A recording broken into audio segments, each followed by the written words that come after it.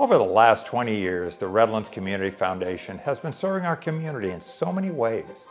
My name is Chris Walker, and I'm honored to be serving as president. Today you're going to hear from passionate Redlanders telling our story about why the foundation is such an important part of our community. Well, I think there were a group of us that were worried about the next generation of philanthropy in the city. Where were the people coming from that were going to do the great things that the Smileys has done, the Watchhorns has done, and other great families in town? And we realized that some of that was starting to leave town. For the founding group, it was about Redlands. There are other foundations that support donations from Redlands, but those donations are spread more broadly across the entire county. It's true that there are other foundations over the years that have put in a little money. We wanted to start putting in major money that can accomplish important and major things for Redlands. We felt like there were things happening in the community where people needed to have a repository for money that would be a nonprofit, but maybe they didn't yet have a nonprofit started.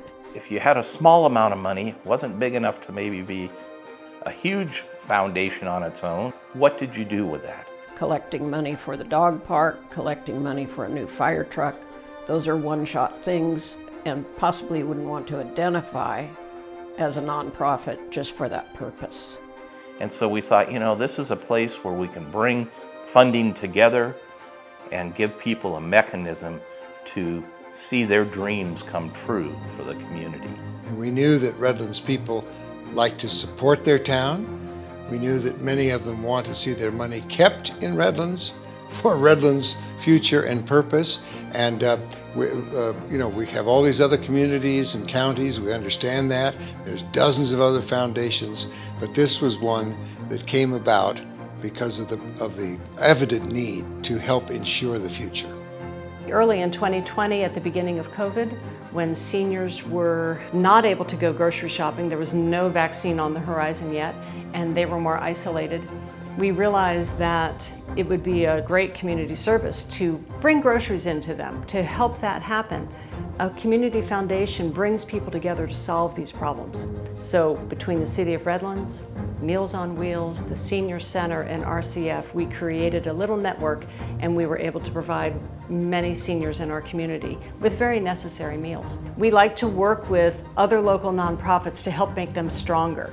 We do this by running seminars, teaching them anything from board governance to how to keep their books to dealing with social media and even how to run a Zoom meeting. When a nonprofit is functioning successfully, when they have good board governance, when they have good leadership, when they have good missions, then the whole community rises. An important strength of Redlands Community Foundation is what I call the win-win proposition. Management fees that come off of all the funds that are invested and held with the foundation are turned right back to the community.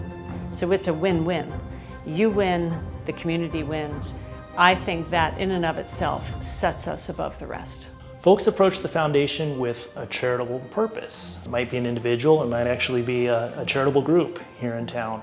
And from there begins a casual conversation about what are the interests of the donors or what are the goals of the charitable group. And those objectives begin to take shape and are written into a memo of understanding. And that's kind of our guiding document when the foundation helps administer a fund with a partner.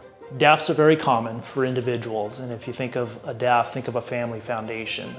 DAFs in recent years are simpler to administer, and so a lot of families have set them up.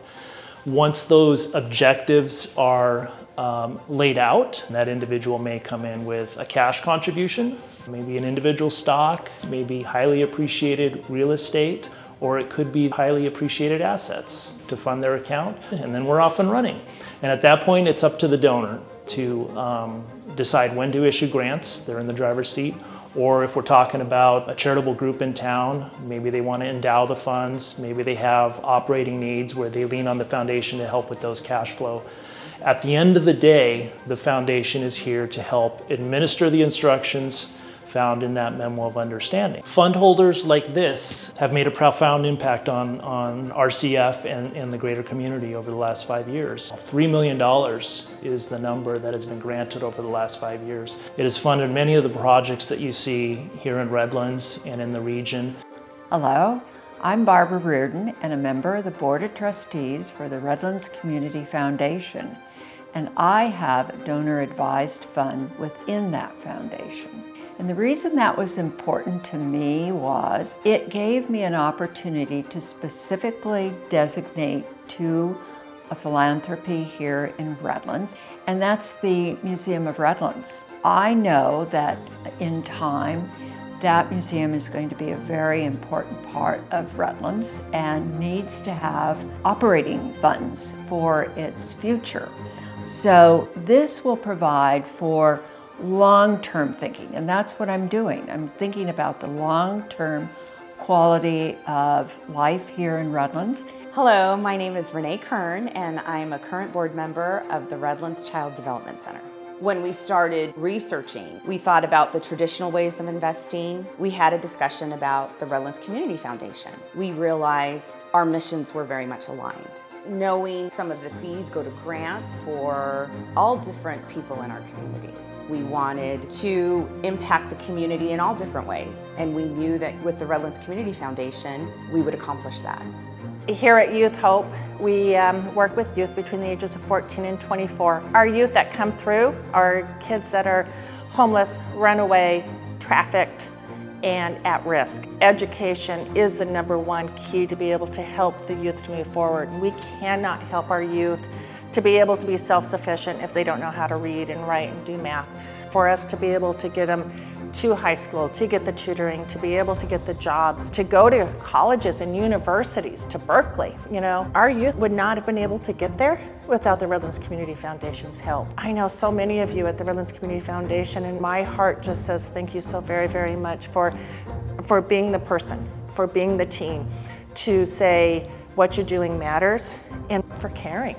You know, truly, truly, truly, I'm gonna cry, for caring, because we can't do it alone. And because of you, we've helped over 4,000 different kids, and we couldn't do it without you, so thank you.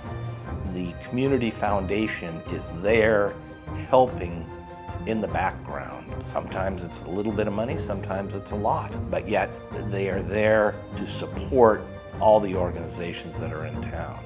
We are who we are and what we are today because of what people have given to the community prior to now. And if we don't do our part to leave our next legacy, then we're not going to be the special place we are. Thanks so much for listening.